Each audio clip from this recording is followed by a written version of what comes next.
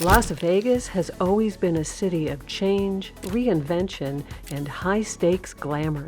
As the world's entertainment capital, it has seen jobs rise and fall, many of which were once vital to the city's iconic image. But these once thriving professions have vanished with time, automation, corporate consolidation, and shifting cultural trends. Today, we uncover 10 discontinued jobs that once defined Las Vegas, from dazzling entertainers to high-stakes hustlers and the unsung heroes who kept the cash moving. Be sure to stick around for the last one because this game was as popular as blackjack, but you won't find this game in Las Vegas. Atomic Test View Tour Guides.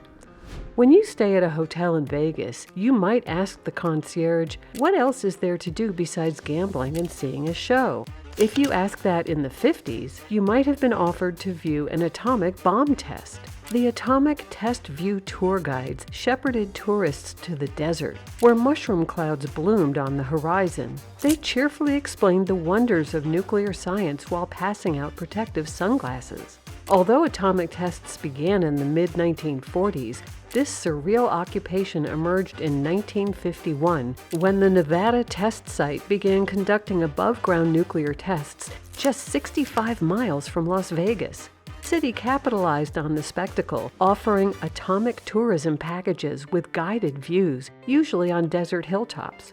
Hotels got in on the action as the Desert Inn's panoramic sky room offered the best view. Atomic cocktails, anyone? Many guides advertised the radioactive light shows as completely safe and developed elaborate routines for calculating the ideal viewing time based on announced detonation schedules. Hey, you gotta make it look official.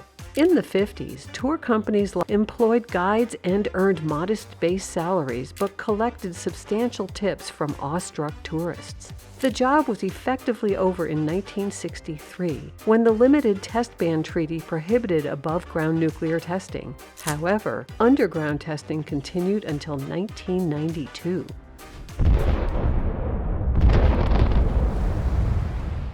Western Frontier-era actors. They swaggered through town with pistols at their hips, bringing the excitement of the Wild West to life.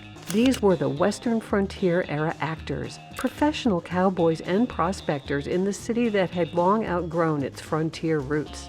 Western-themed establishments like Bonnie Springs Ranch, the Last Frontier Village part of the Hotel Last Frontier, and events like the Hell Dorado Days parade hired actors to perform in Wild West shows. These reenactments included gunfights, staged saloon brawls, hangings, and comedic performances that transported tourists back to the frontier days. Funny enough, many foreign tourists believed they were having actual gunfights. Western entertainment was a staple from the 50s through early 60s. Venues employed hundreds of Western-style performers. The largest employer was the Bonnie Springs Ranch, which had Old in Nevada, a Western-themed attraction outside the city. Experienced performers earned a modest living, plus tips from performances and photo ops. As Las Vegas modernized, the demand for Western-themed entertainment declined. By the 1990s, many frontier actors had ridden off into the sunset. After 60 years, Bonnie Springs Ranch closed in 2019. Ready? 1, 2, 3, go! So. Showgirl Performer. They epitomized Las Vegas glamour, strutting across elaborate stages in feathered headdresses and rhinestone-covered costumes. They didn't just dance, they embodied the glitz and allure of Sin City. Inspired by Parisian cabaret shows in the 40s, the showgirl emerged as Vegas transformed from a dusty gambling town to an entertainment mecca in the 1950s. They were the face of Las Vegas entertainment. Acts and shows like the Copa Girls at the Sands, the Bluebells, and Lido de Paris featured showgirls in elaborate headdresses and costumes as part of large-scale production numbers. They moved gracefully with precise choreography and executed high kicks, barely clothed and smiling radiantly. It's hard to imagine Las Vegas without showgirls. Unfortunately, it's true. Many came from dance and beauty pageant backgrounds and arrived hoping for Broadway careers, but found steadier, better-paying work on the Strip. At its peak in the 70s, many casinos employed hundreds of showgirls, and the top performers earned well over six figures in today's terms, with tips and appearances supplementing their income. As the entertainment landscape shifted in the 90s, productions like Cirque du Soleil and major music residencies overtook traditional revue shows. By the 2000s, most of these shows had shuttered, with the last major show, Jubilee, closed in 2016. Famous showgirl performers were Jane Mansfield, Lola Falana, and Anne Margaret before making movies in Hollywood. The showgirls were more than just performers. They were part of the Vegas mystique. Luck if you've ever been a lady to begin with. Pluck be a lady tonight. Coin wrappers. Do you remember the sound of coins clinking into metal trays? When the bells and whistles went off, that's how everyone on the casino floor knew you'd won. And it kept you going, filling those slot machines. And who filled those machines? Coin wrappers were the unsung heroes who kept the cash flowing through Vegas long before paper-printed tickets. Every casino once had a dedicated team responsible for rolling and counting thousands of coins daily, preparing them for redistribution to change booths and slot machines.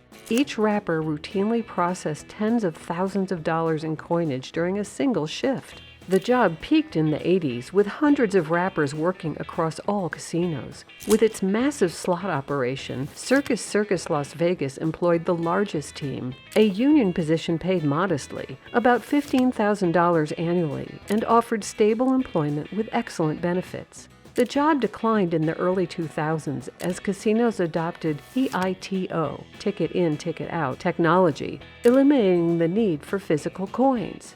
By 2010, most casinos had converted entirely to ticketing systems. Switchboard operators. What if there was a person who facilitated your calls and kept your requests discreet, without a trace? The switchboard operators were essential to the smooth operation of casino hotels. As luxury hotels sprouted along the Strip in the 40s and 50s, there were job opportunities for switchboard operators. They managed massive cord switchboards, connecting hundreds of room calls and wake-up requests and often facilitating communications involving activities that would be illegal outside of the state. Experienced operators could identify celebrities by voice alone and knew which guests should never be connected to their rooms, regardless of who was calling. Perhaps someone is looking for trouble. The position peaked in the 70s, with hundreds of operators working around the clock. The largest employers were the MGM Grand, Caesars Palace, and the Las Vegas Hilton, which featured thousands of rooms and extensive facilities. Experienced union switchboard operators earned up to $7,500 annually, a modest income then. By the 80s, many hotels and casinos utilized the automated PBX systems. By the early 2000s, computerized wake-up calls and direct dial phones eliminated the traditional switchboard operator position. Listen, operator, it's a very private call now. You're not going to be listening, are you? There won't be no one on the line. Okay. Live Keno runners. They got their steps in darting between tables and slot machines with speed and agility. These were the live Keno runners. The Keno game's origin can be traced back to ancient China. The game was brought over by the Chinese, who worked on the Transcontinental Railroad in the 19th century and stayed in the West in Las Vegas. Keno is a lottery-like game that allows players to continue gambling elsewhere while waiting for results. Keno runners would collect marked tickets, rush them to the Keno lounge before draws closed, and then deliver any winnings back to players, all while memorizing faces and locations in crowded casinos. It's a favorite game for seniors. At its peak in the 70s, approximately a couple hundred Keno runners were running around. The Las Vegas Hilton employed the largest team, with over 40 runners working each shift. They typically earned a base wage of around $4 an hour plus tips. By the 80s, self-service kiosks and digital betting began to do away with live Keno runners, allowing players to place bets directly at machines. Unfortunately, live Keno lounges are not very profitable, as Horseshoe Las Vegas is the only casino on the Strip to offer the game. And so here's how you play live Keno if you've never seen it before. Pick the number of games, how much you want to bet per game, and then fill in the total price. So, Casino entertainment booking agent. They had the power to make or break careers while ensuring the party never stopped, making their establishment the place to see and be seen.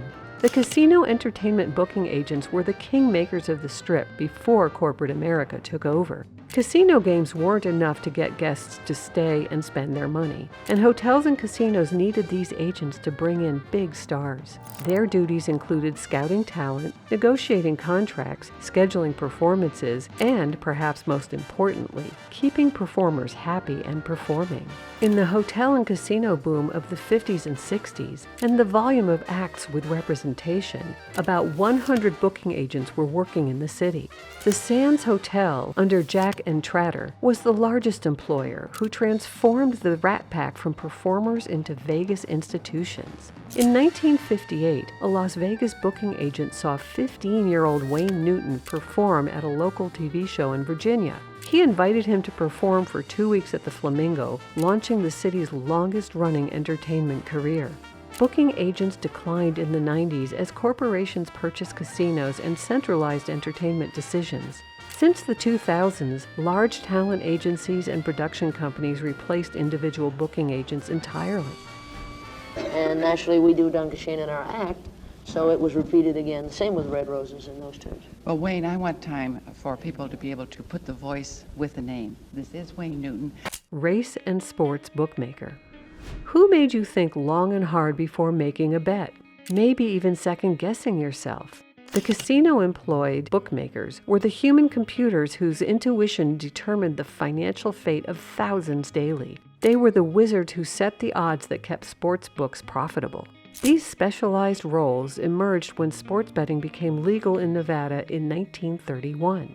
Their responsibilities included analyzing teams, evaluating injuries, assessing weather conditions, and setting initial betting lines, all without computers or the instant data we take for granted today. The most legendary bookmakers worked at the Stardust, including Scott Shetler, Roxy Roxborough, and Frank "Lefty" Rosenthal. Their opening lines were so respected, they were adopted by sports books nationwide. As computerized modeling and online betting platforms grew in the 2000s, the role of in-house odds makers declined. By the mid-2010s, most casinos had transitioned to algorithm-based odds settings, improving the accuracy of odds and enabling real-time adjustments during live events. The Stardust stands supreme in the exciting center of colorful Las Vegas. Casino floor photographer. They roamed the casino floors with bulky cameras and blinding flashes, capturing vacation memories while being right there to capture the excitement. Say cheese for the casino floor photographers, the memory makers of vintage Vegas. They would appear moments after a significant win, snapping shots of beaming players beside slot machines or craps tables. There's no better advertisement from Vegas if there's a chance you might win it big. Have this much fun and tell all your friends about it. Experienced photographers could tell who was about to win and had their trigger fingers ready to snap that shot. Winners couldn't contain their excitement written on their faces or stop their hands from trembling with excitement. You better work on that poker face. The number of casino floor photographers declined in the late 90s with the rise of consumer cameras. Today, a casino might hire a photographer authorized to take photos. However, you'll want to be mindful of your phone use. Don't take pictures of the cage and people at the tables.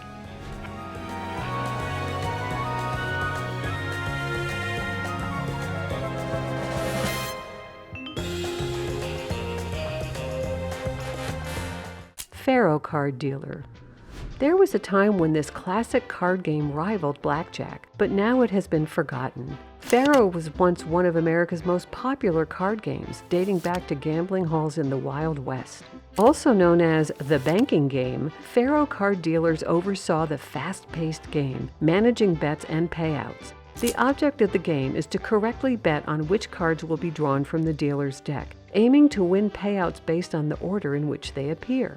Players place wagers on a layout of all 13 ranks, and the dealer reveals 2 cards per turn, one losing card, the bankers, and one winning card, the players.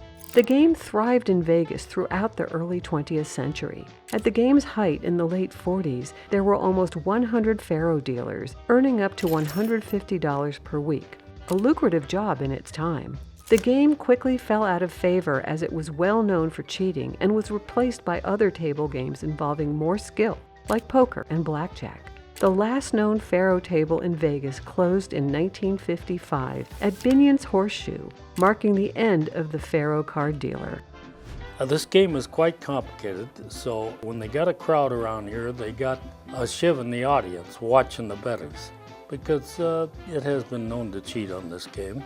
There you have it. If you enjoyed this video, watch another one. Watch 13 Forgotten Las Vegas Strip Hotel and Casinos That Vanished.